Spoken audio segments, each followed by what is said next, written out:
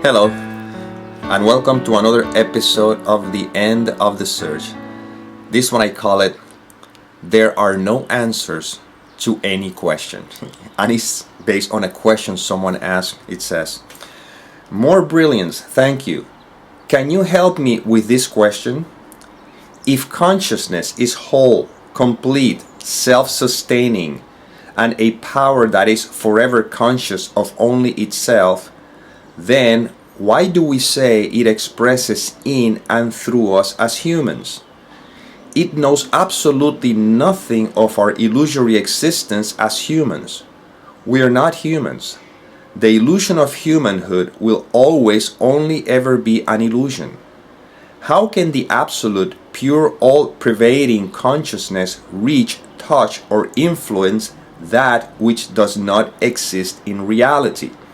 Can you speak to this? Thank you for your awesome videos. Okay, that's a very, very good question, because we're going to show the trap. We're going to point to the trap.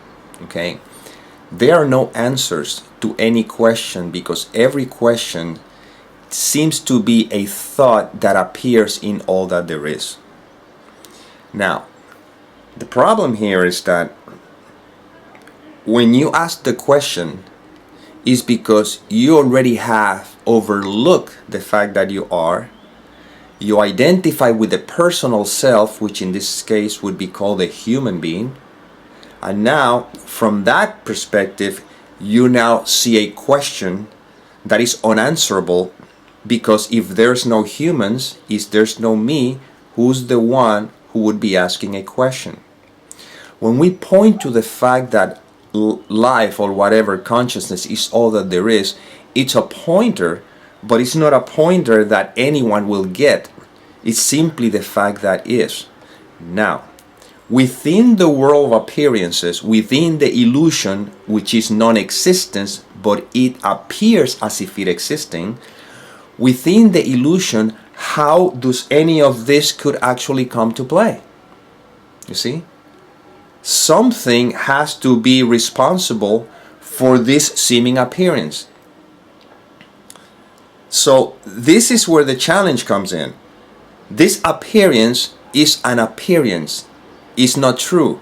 And yet it appears as if it is there. Therefore, what is responsible to that?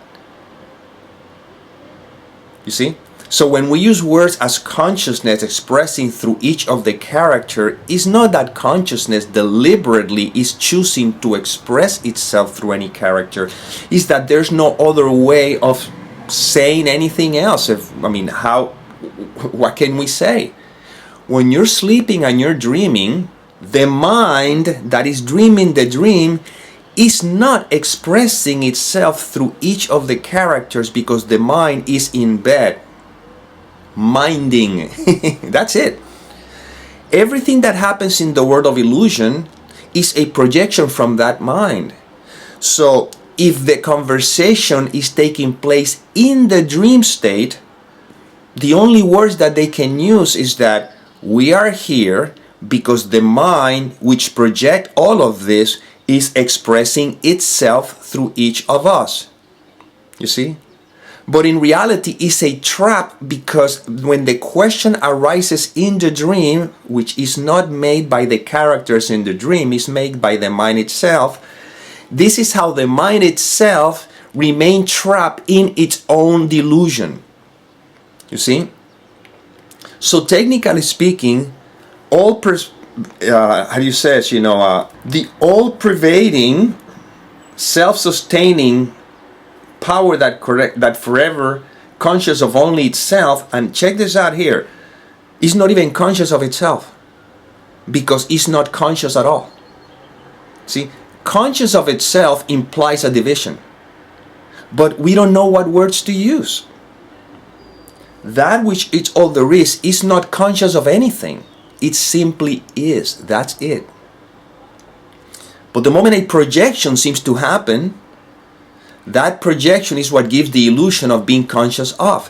I made a video which is called Why Can We Not Talk About This? I believe that's the title. I will put the link on the description, because you want to watch that video. Do you see I use images to kind of explain the unexplainable, so to speak, so you can see how all that there is in the end is just consciousness, and that's all. So this question, like any question, believe it or not, is a distraction, because I'm not pointing to anything conceptual, so you can conceptually say, oh, I get it, I see what you're pointing to. Or you may say, how come, if consciousness is all whole, complete, self-sustaining, and a power that is forever conscious of only itself, then why do we say it expresses in and through us as human? So right now, the first thing that I would say is, who's asking that question? See, that's how I stop you right in your tracks. Because then you continue on. It knows absolutely nothing of our illusory existence. We are not humans. Yeah, but who is saying that we are not humans? Because the fact is, you believe you're a human. You feel that you're a human. You sense that you're a human being. You see? Conceptually, we may understand we're not humans, but I'll tell you one thing. I am aware that I am, and who is the one that is aware of I am? You see? Right there is a trap. If I'm not a human, why do I still go to the bathroom? Why do I still eat? Why do I still exercise? Why do I do these videos? I don't know. It's just what seems to be happening. The thing is that when this comprehension, and again, words are limitations because who would be comprehending? However, within the limitations of language and this seeming experience, see the word seeming is very important. All that there is life. You see, life expressing through the seeming instrument. That which is, that has nothing to do with any of this. However, because this seems to be appearing, well, then we use words. Life is expressing through the instrument. But in reality, life is not expressing through the instruments because the instruments are illusory. They're not there. Like again, when you're dreaming at night, the mind that is dreaming the dream is all that there is, and the dream is completely illusory. It's not even not true at all. And yet, the only thing we can use in language is to say that the mind is expressing through each of the characters in the dream. You see? Because what is the source of the dream? The dream has to have a source. Without the source, there is no dream. Well, without life, there is, or consciousness, there is not the seeming appearance. Now, we have to remember this. Words depends in which context you're using them. Because, for example, if you look at A Course in Miracles only knows that God is all there is, that love is all there is, and it doesn't even talk about it. It tells you at the very beginning, this course is not going to teach you the meaning of love that is beyond that what can be taught. It's about removing the obstacles, but what remains is what is, which we cannot talk about. Talking about it will personalize it, you see, would limit it. However, in A Course in Miracles, God is all there is, and that thought of seeming separation, which is the thought that you will see in the video that I pointed to. Again, check out that video. The link is in the description. That thought is what the Course refers to as consciousness. You see? So technically speaking, that thought is not the absolute. That consciousness is not the absolute. That consciousness is a thought within the absolute. Yet, in other philosophies, consciousness is the name that they use to refer to as God. You see? So if we get caught up in technicalities, forget it. Why not better make it simple? Right now, the fact is that you are, but not conceptually. Not conceptually. Get out of the mind. Forget about even that question. The question is not going to lead you anywhere because any answer that I can give you keeps sustaining the belief in the separate entity. Even if the answer seems to be, you go, oh, get it, I understand it. No, who's the one who's understanding it? You see? We're pointing to the obvious, and the closest that we can do it with these videos, I mean, through this information, is by asking you, what remains if you don't identify with any thought? And that thought, I mean, that question is a thought. You see? Forget about that everything is, I mean, the consciousness or whatever you want to call it is absolute. It's all that there is and nothing. Just forget about everything. Right now, if there's no identification with any thoughts, if you just don't believe them, let them be. They will be there. That's fine. What remains? And I always say that if you answer that question, you went back again to the mind, because this is not an answer that I'm seeking. I'm just pointing to what is. Right now, what is what is. And don't worry about the concept of how come sometimes we say that consciousness or whatever is expressing through any of the instruments. Just see it as part of words that are being said in a particular context based on the information that is being shared at the moment. But in the end, we cannot talk about this. In the end, words are just obstacles. If I say to you, don't identify with any thoughts, and what remains, you see, not you, the person, but there's a recognition that, yeah. You see, and there's not even a recognition of anyone saying, yeah. But again, how far can we go? I mean, language is very limiting. Here's another question. Can you not be?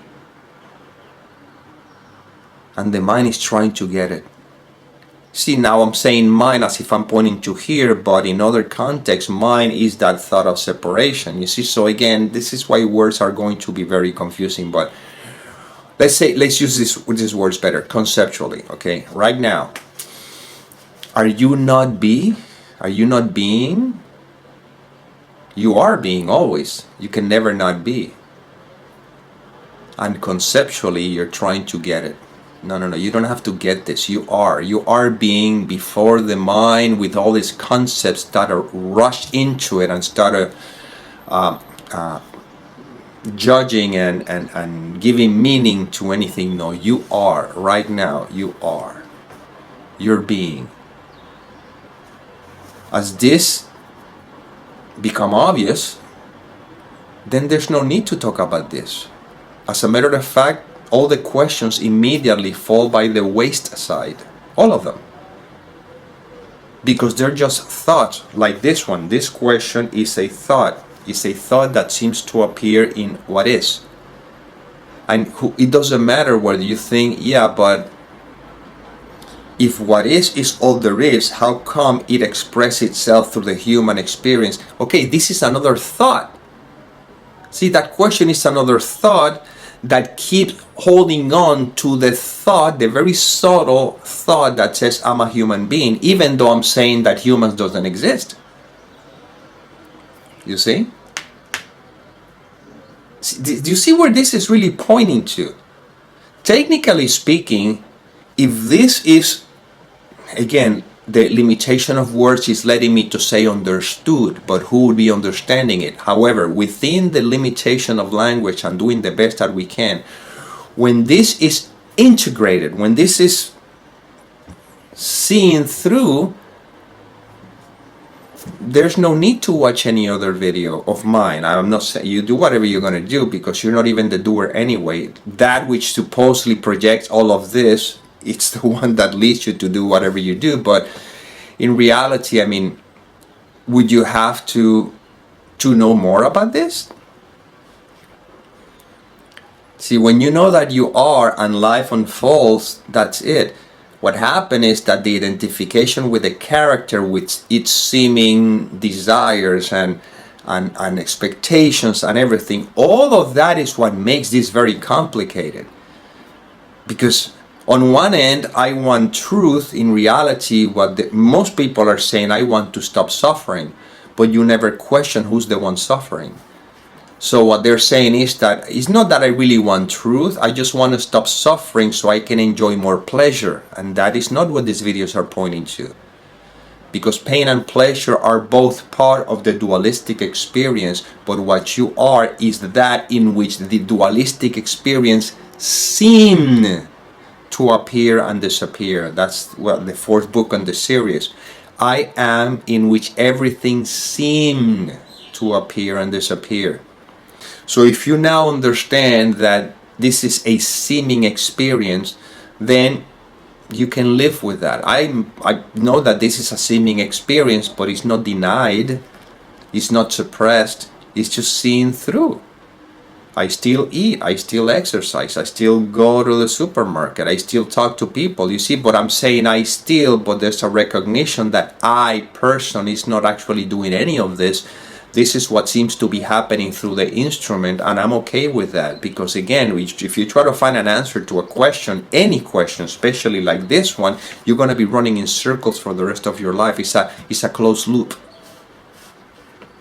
In the end, we cannot get to this through the mind, because the mind, that thought, that conscious thought or consciousness, whatever, it appears in the absolute, and the absolute simply is. That's why better not talk about this. Did you feel that the pointer, it served you to realize, okay, I get it. With the mind, I'm not going to go anywhere with this.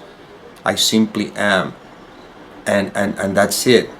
You cannot say that you are not. You simply know that you are. Now all you have to see is how thoughts appear, that they're trying to get your attention. Even thoughts that claim to be very profound thoughts, like questions like this, same trap. It makes no difference between asking a question like this one or asking any other question in any other context. It does not matter.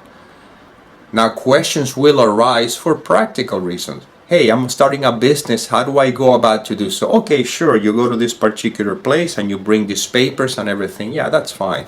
How do I go to the supermarket? Just walk 2 blocks, on the left there's a supermarket. You know, how do I make orange juice? Oh, it's very easily. You see this fruit over here, it's called an orange. You cut it, then you squeeze it, and that's how you make orange juice. That's fine. This is part of the practicality of the world of appearances. But when you're trying to get into philosophical questions, you're going to be trapped forever for the rest of your life, because there is no answer, because there's no me. You see? So it's being able to live in the world, but not of it. You still act like everybody will look at you and they suggest that you are acting like them. There's a lesson in the Course in Miracles 155 that says there's a way of living in the world that is not of it. You don't change appearances, but you smile more often. You see? So it's not like you go, oh, I got it. No, you didn't get anything. It's that you are. Right now, are you not being? Right now you are. You are pure beingness right now. In spite whatever happening in your life, it doesn't matter. Whatever is happening is what happens, but have nothing to do with you, and you are being. And once again, going back to your question, it doesn't matter. The answer is irrelevant. The fact is that if this seemed to be happening, what is the source of this? You see? And this is again why we say, with the limitation of language, that the absolute, or whatever it is, seems to express through the instrument, just to give some sort of a language, some sort of a reasoning to this seeming experience. But in the end, the absolute simply is. It always is. It never has not being. And it's not human, it's not fragmented, it's not separate, it just simply is. Everything that seems to be appearing in it is just an appearance, but it's not true.